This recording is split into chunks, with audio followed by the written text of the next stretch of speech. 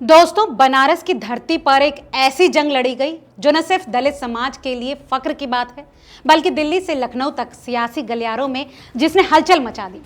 ये कहानी है एक दलित छात्र शिवम सोनकर की, जिसने अपनी जिद और हौसले से बनारस हिंदू यूनिवर्सिटी जैसे विशाल संस्थान को घुटनों पर ला दिया।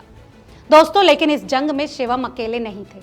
उनके साथ थे दो योद्धा, नगीना के सांसद चंद्रशेखर आजाद और मछली शहर की विधायक रागिनी सोनकर। इन दोनों ने दलितों के हक की ऐसी लड़ाई लड़ी कि सरकार को झुकना पड़ा। राहुल गांधी और अखिलेश यादव ने तारीफों के पुल बांधे और यूपी में दलितों का जोश 7वें आसमान पर पहुंच गया। लेकिन सवाल यह है कि क्या ये जीत सिर्फ एक छात्र की है या बाबा साहेब के सपनों का नया सवेरा। दोस्तों, बनारस हिंदू यूनिवर्सिटी वो संस्थान जो देश भर में अपनी मेधा का लोहा मनवाता है, लेकिन यही बीएचयू एक दलित छात्र शिवम सोनकर के लिए कांटों का ताज बन गया। दरअसल शिवम ने जनरल कैटेगरी में पीएचडी एंट्रेंस एग्जाम में दूसरी रैंक हासिल की, फिर भी बीएचयू ने उन्हें दाखिला देने से इनकार कर दिया। 7 सीटों में से 4 पर दाखिला हुआ, लेकिन 3 सीटें खाली छोड़ दी गई। शिवम को जवाब मिला कि सीटें रिजर्व हैं। ये जवाब शिवम के लिए सिर्फ एक बहाना नहीं, बल्कि उनके हक पर डाका था।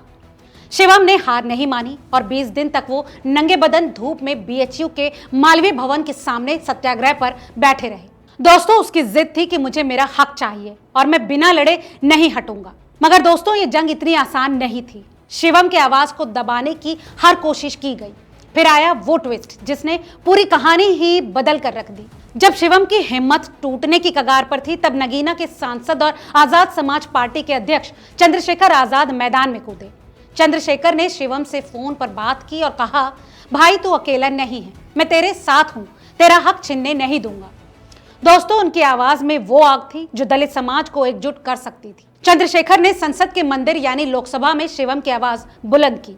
उन्होंने कहा कि बीएचयू में खटीक जाति के शिवम सोनकर के साथ अन्याय हो रहा है।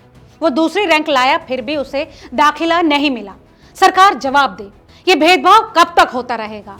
दोस्तों, चंद्रशेखर का यह धमाका सुनते ही सरकार हरकत में आ गई। यूजीसी से लेकर बीएचयू प्रशासन तक हिल गया। प्रोटोकॉल के तहत संसद में उठाए गए इस सवाल को इग्नोर नहीं किया जा सकता। चंद्रशेखर की इस लड़ाई ने शिवम में नई जान फूंक दी। शिवम ने चंद्रशेखर से भावुक होकर कहा कि साहब, अगर आपका साथ न मिलता तो मैं शायद हार जाता। आपने संसद में मेरी आवाज उठाई, मेरा हौसला 100 गुना बढ़ गया। अब मैं न्याय लेकर रहूंगा। दोस्तों, चंद्रशेखर की आवाज अभी गूंज ही रही थी कि मछली शहर की विधायक रागिनी सोनकर इस जंग में ढाल बनकर खड़ी हो गई। रागिनी खुद दलित समाज से है और शिवम की पीड़ा को दिल से समझती हैं।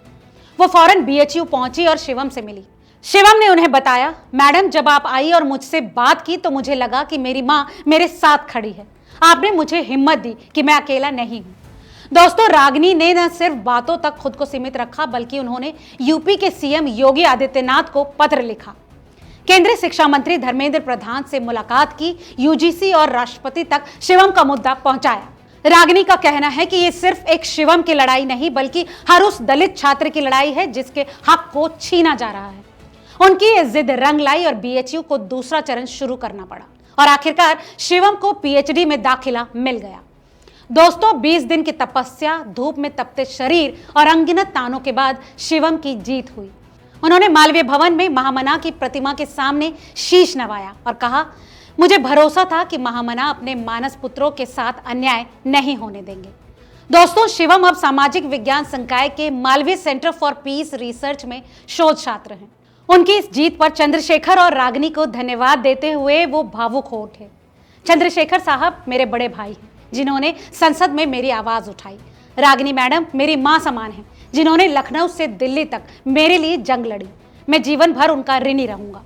शिवम की जीत की गूंज दिल्ली तक पहुंची। राहुल गांधी ने ट्वीट कर कहा कि शिवम की जीत हर उस युवा की जीत है जो अन्याय के खिलाफ लड़ता है। दोस्तों, चंद्रशेखर और रागिनी ने बाबा साहेब के सपनों को साकार किया। अखिलेश यादव ने भी चंद्रशेखर को फोन कर बधाई दी और कहा, ये जीत दलित समाज की ताकत का प्रतीक है। रागिनी ने साबित कर दिया कि हक की लड़ाई में वो अड़िग हैं। लेकिन सवाल ये है कि क्या राहुल और अखिलेश सिर्फ तारीफ कर रहे हैं या साल 2027 में यूपी चुनाव को देखते हुए चंद्रशेखर के साथ गठजोड़ की तैयारी कर रहे हैं। दोस्तों, सवाल ये है कि क्या चंद्रशेखर की आजाद समाज पार्टी अब यूपी में नया सियासी विकल्प बनेगी और क्या राहुल और अखिलेश का साथ चंद्रशेखर को इंडिया गठबंधन में ले आएगा? दोस्तों, अपना जवाब हमें कमेंट करके जरूर बताइएगा और इस वीडियो को शेयर करना बिल्कुल ना भूलें। बहुत बहुत शुक्रिया।